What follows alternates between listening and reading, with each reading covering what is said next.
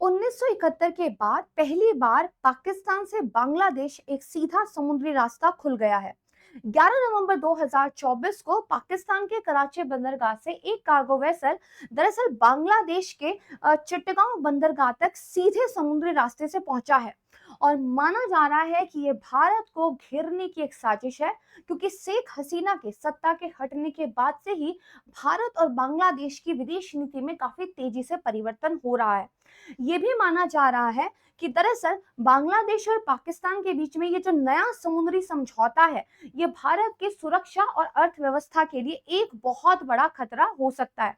आप देखेंगे कि आज के लगभग सभी न्यूज़पेपर में इस न्यूज़ को जो है कवर किया गया है। और 50 सालों के बाद बांग्लादेश और पाकिस्तान उतने करीब नजर आ रहे हैं जितने ये कभी एक देश के रूप में हुआ करते थे। दोस्तों, ये घटना कितनी ज्यादा बड़ी हो सकती है, इसको 2004 की एक घटना से समझते हैं। दरअसल 2004 की इस घटना को चिटगांव हथियार कांड के नाम से भी जाना जाता है। ये दक्षिण एशिया का सबसे बड़ा हथियारों की तस्करी का मामला था। दरअसल यहाँ पर चिटगांव पोर्ट पर 1500 से भी ज्यादा बॉक्स जब्त किए गए थे, और जिनके अंदर चाइनीज गोला बारूद था। माना गया था कि इनकी जो कीमत है वो 4.5 से लेकर $7 मिलियन थी। और ये भी कहा गया था कि इस पूरी तस्करी के पीछे जो मास्टरमाइंड था वो पाकिस्तान की आईएसआई थी। और रिपोर्ट्स ये कहते हैं, आप देखेंगे कि एनडीटीवी वर्ल्ड ने ये रिपोर्ट किया है कि ये जो पूरी तस्करी है ये दरअसल एक टेररिस्ट आउटफिट यानी कि ULFA, United Liberation Front of Assam, इसके लिए की गई थी। तो दोस्तों, क्या आपके मन में ये सवाल नहीं उठता है कि अचानक से जैसे ही भारत और चीन के बीच में एक एग्रीमेंट पर बात हो रही थी बॉर्डर पर शांति स्थापित करने के लिए, तुरंत ही नागालैंड के अंदर जो इसाक मुइवा वाला संगठन है वो भी एक स्टेटमेंट दे देता है। मणिपुर में मई 2023 से जो हिंसा भड़क उठी थी वो अचानक से बहुत ज्यादा सीवियर हो जाती है। और बिल्कुल इसी वक्त पाकिस्तान और बांग्लादेश के बीच में एक सीधे समुद्री रास्ते का समझौता भी हो जाता है। यानी कि कहीं ना कहीं अगर आप भारत के मैप को ध्यान से देखें तो नॉर्थ ईस्ट वाला जो एरिया है यहाँ पर हमारी जो डोमेस्टिक पॉलिटिक्स है और साथ में जो इंटरनेशनल राजनीति है, ये एक साजिश बनाते हुए भारत को घेरते हुए दिखाई देती है। दरअसल दोस्तों, ये जो 11 नवंबर 2024 है ये पाकिस्तान के लिए एक बड़ा ऐतिहासिक दिन बन गया, क्योंकि 1971 के बाद पहली बार कोई जहाज पाकिस्तान से सीधे चित्तगोंग पोर्ट पहुंचा है। और ये जो जहाज था ये करीब 2300 टीईयू सामान लेकर पहुंचा था। और यहाँ पर जो पाकिस्तान के हाई कमिश्नर हैं उन्होंने ये कहा है कि एक बहुत ही बड़ा बदलाव उसको संकेत देता है। दोस्तों, अगर हम बात करें तो बांग्लादेश में शेख हसीना के जाने के बाद से बहुत तेजी से बदलाव हो रहे हैं। केवल वहां पर हिंदुओं के प्रति हिंसा ही नहीं हुई है, बल्कि वहां की सरकार ने ऐसे हिंट दिए हैं कि वो एक इस्लामिक नेशन, वो भी बिल्कुल पाकिस्तान के नक्शे कदम पर बनने की तरफ चल दी है। फॉर एग्जाम्पल, अगर आप देखोगे तो जो बांग्लादेश के अटॉर्नी जनरल हैं उन्होंने स्टेटमेंट दिया कि हम इस बारे में विचार कर रहे हैं कि जो बांग्लादेश का संविधान है उसमें से सेकुलरिज्म और सोशलिज्म इस तरह के शब्दों को हटा दिया जाए। सिर्फ इतना ही नहीं, यहाँ पर आप ये भी देखेंगे कि अभी हाल फिलहाल में सितंबर 2024 के आसपास इस तरह के रिपोर्ट्स भी आए थे कि बांग्लादेश ने चीन से एक फ्रेश ऑर्डर जो है बेसिकली दिया है गोला और बारूद के लिए। इसमें 40 टन आरडीएक्स है और जो कि काफी ज्यादा हाई इंटेंसिटी का है। यहाँ पर जो बेसिकली भारतीय सुरक्षा संगठन है उनका कहना ये है कि 2023 में भी ऐसे ऑर्डर बांग्लादेश की तरफ से चीन को दिए गए थे, लेकिन इस बार ये जो ऑर्डर मिला है इसमें जो चाइनीज गोला बारूद है, जो आरडीएक्स है, ये ना सिर्फ हाई इंटेंसिटी का है बल्कि इस ऑर्डर का वॉल्यूम भी बहुत बड़ा है। और दोस्तों, ये बात किसी से छुपी नहीं है कि समुद्री रास्तों के जरिए न केवल गुड्स को लेकर व्यापार होता है, बल्कि गोला बारूद और वेपन्स के लिए भी समुद्री रास्तों का ही इस्तेमाल होता है। तो क्या ये नया सीधा रास्ता कई नए डिफेंस कॉर्पोरेशन की तरफ इशारा तो नहीं करता है? और अगर हम इसी स्थिति को कंपेयर करें बेसिकली शेख हसीना के टाइम से, तो 2022 में आप दोस्तों देखोगे कि बांग्लादेशी सरकार ने चीन के द्वारा निर्मित एक जो फ्रिगेट युद्धपोत था पीएनएस तैमूर, उसको चट्टगांव बंदरगाह पर एंट्री देने से साफ मना कर दिया था। ये दरअसल जो फ्रिगेट था कंबोडिया और मलेशियाई नौसेना के साथ अपने पहले समुद्री अभ्यास को करके आ रहा था, और शेख हसीना जी के द्वारा स्वीकृति न देने के बाद आखिरकार इसको श्रीलंका के बंदरगाह पर एंट्री मिली थी। बांग्लादेश के साथ पाकिस्तान के संबंध इतने खराब थे, या आप इससे समझ सकते हो कि पाकिस्तान की तरफ से ये कहा गया था कि किसी भी सिचुएशन में 3 देशों के फ्लैग वाला वेसल यूज नहीं किया जाएगा, भारत, ऑब्वियसली, इजराइल और बांग्लादेश। लेकिन अचानक से जो है सत्ता बदली और यू टर्न बदल गया, जज्बात बदल गए, हालात बदल गए। जहां पर वेसल्स तक यूज ना करने की कसम खाई हुई थी, वहां पर सीधे बंदरगाहों के बीच में जो कार्गो वेसल्स हैं, अब उनका आवाजाही देखने को मिल रही है। दोस्तों, अगर हम 2023 की बात करें तो यूनाइटेड नेशन जनरल असेंबली में न्यूयॉर्क में सितंबर जो बेसिकली मोहम्मद यूनिस हैं, जो कि केयर टेकर प्राइम मिनिस्टर की तरह बांग्लादेश को संभाल रहे हैं, उन्होंने ये कहा था कि 1971 के जो घाव पाकिस्तान और बांग्लादेश के बीच में है, उनको कम करने का, भरने का समय भी आ चुका है। और यहाँ पर साफ साफ इन्होंने स्टेटमेंट दी थी कि अब द्विपक्षीय सहयोग हमें जो है मिलकर काफी ज्यादा करना होगा। और दोस्तों, जब बात हो रही हो पाकिस्तान की, तो दरअसल यहाँ पर चीन का जिक्र आना तो स्वाभाविक ही हो जाता है। कितनी तेजी से रिश्ते बदले हैं। 2023 के टाइम की अगर हम बात करें, तो बांग्लादेश और पाकिस्तान के बीच में जो व्यापार था वो 800 मिलियन से भी कम था, जबकि वही हम भारत और बांग्लादेश के व्यापार की बात करें तो पूरे साउथ एशिया में भारत का सबसे बड़ा ट्रेडिंग पार्टनर बांग्लादेश था। लेकिन अब कहीं ना कहीं पर यह स्थिति यू टर्न होते हुए दिखाई दे रही है।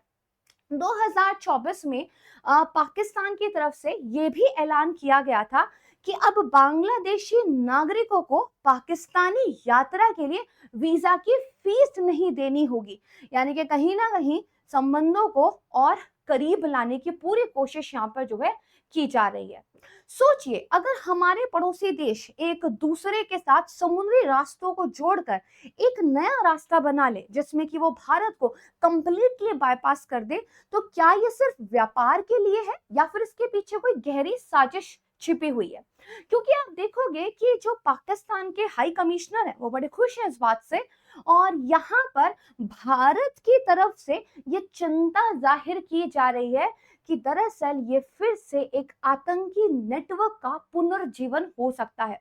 दोस्तों, अगर हम बात करें तो पहले भी शेख हसीना की गवर्नमेंट से पहले भी जो आईएसआई है उसके द्वारा कुछ आतंकवादी गतिविधियों की योजना बांग्लादेश की जमीन पर बनाई जाती थी और उनको भारत के खिलाफ इस्तेमाल किया जाता था।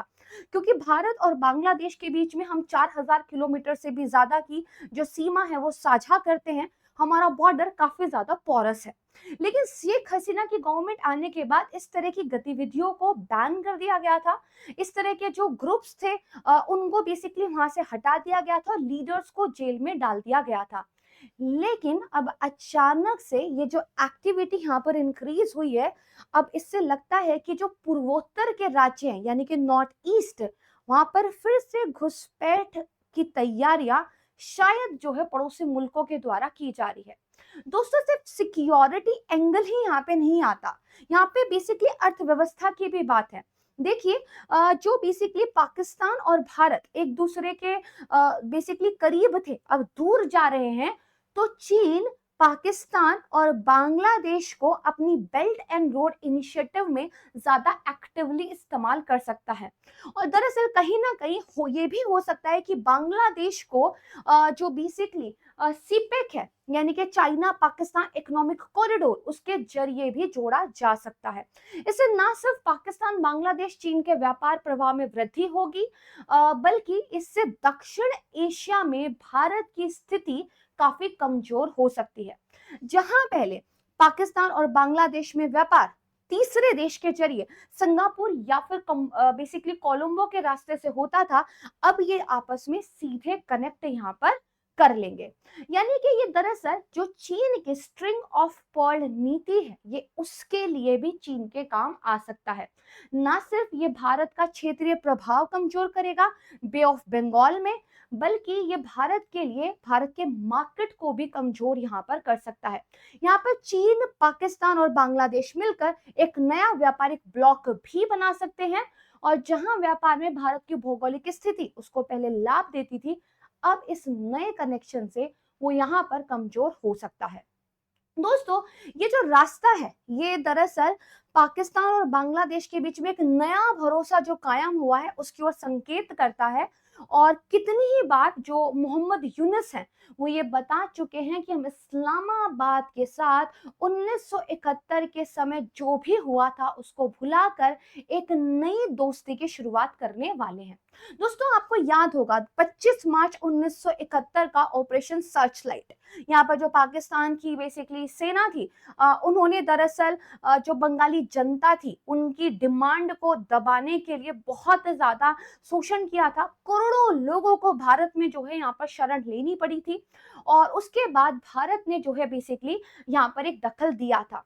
और उसके बाद इतिहास ने देखा था दुनिया का सबसे शर्मिंदगी वाला सरेंडर। और ये जो सरेंडर है इसमें आपको याद होगा कि करीब 90,000 से ज्यादा जो पाकिस्तानी सोल्जर्स थे उन्होंने भारत के सामने घुटने टेक दिए थे, और यहाँ पर बांग्लादेश को एक मुक्त राष्ट्र की पहचान मिल गई थी। शुरू शुरू में तो पाकिस्तान को ये एक्सेप्ट करने में टाइम लगा था, लेकिन मरता क्या ना करता और बांग्लादेश की अपनी एक अलग पहचान पली। और शेख हसीना का जो 15 साल का कार्यकाल रहा है, दोस्तों दरअसल उसमें ये रिश्ते काफी मजबूत होते गए। अगर आप देखेंगे 2009 से वो लगातार सत्ता में थी, लेकिन अभी बेसिकली आपने देखा होगा कि बांग्लादेश में जिस तरह के विरोध प्रदर्शन हुए हैं, जिसके पीछे कहा जा रहा है कि पाकिस्तान और अमेरिका का हाथ हो सकता है, राइट, उनके ऊपर जिस तरीके से आरोप लगाए गए हैं और सत्ता से बेदखल कर दिया गया है, तो कहीं ना कहीं ये एक बहुत बड़ी साजिश की तरफ संकेत देता है। क्योंकि यहाँ पर सारी विदेश नीति फिर से परिभाषित हो रही है, यहाँ पर फिर से चीजों को लेकर नई स्ट्रैटेजीज बनाई जा रही है, और बांग्लादेश के अंदर एक एंटी इंडिया सेंटिमेंट्स जो है उसको भड़कावा जो है दिया जा रहा है। दोस्तों, ये जो बांग्लादेश, पाकिस्तान और चीन के बीच की नजदीकियां हैं, अगर आप देखोगे तो ये कहीं ना कहीं सीधे सीधे आपको भारत को घेरते हुए दिखाई देंगी। जैसे फॉर एग्जांपल हम देखें तो शार्क के अंदर कुछ खास काम नहीं हो रहा था, but BIMSTEC, Bay of Bengal में जो है भारत का प्रभाव काफी बढ़ गया था। लेकिन जो चीन है वो अपनी स्ट्रिंग ऑफ पर्ल नीति के तहत भारत को पूरे तरीके से घेर सकता है। तो यहाँ पे आप देखेंगे कि बेसिकली ये जो आपको स्टार्स दिखाई दे रहे हैं, ये चीन के द्वारा उन पोर्ट्स पर कंट्रोल करने की एक पूरी प्लानिंग दिखाई दे रही है। फॉर एग्जांपल अगर बात करें तो पाकिस्तान का ग्वादर, वहां पर एक नेवल बेस बनाने की तैयारी चल रही है। इसके अलावा श्रीलंका का हम्बनटोटा, राइट, और अगर आप यहाँ पे देखेंगे तो जो चित्तगोंग पोर्ट फैसिलिटी है, राइट, और इसके अलावा आप देखेंगे यहाँ पर एक सर्विलेंस फैसिलिटी भी बनाने की तैयारी चीन की तरफ से की जा रही है। और अगर आप इन स्टार्स को कनेक्ट करें तो ये कंप्लीटली भारत को घेरता हुआ एक आपको पूरा का पूरा एक प्लानिंग यहाँ पे दिखाई दे जाएगी। तो दोस्तों, ये जो नया एक रास्ता खुला है, ये नया जो गठबंधन है, ये भारतीय महासागर में भारत की जो स्ट्रैटेजिक पोजीशन है उसको ना सिर्फ चुनौती देगा, बल्कि जो चट्टगांव और कराची बंदरगाह है उनका सैन्य उपयोग भी हो सकता है।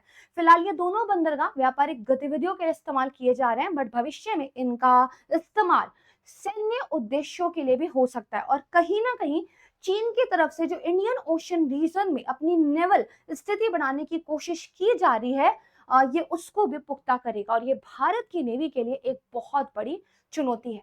तो सोचिएगा जरूर कि अचानक से भारत का north east, bay of Bengal में इतनी हलचल देखने के लिए क्यों मिल रही है। Thank you so much everyone, this is all about from my side.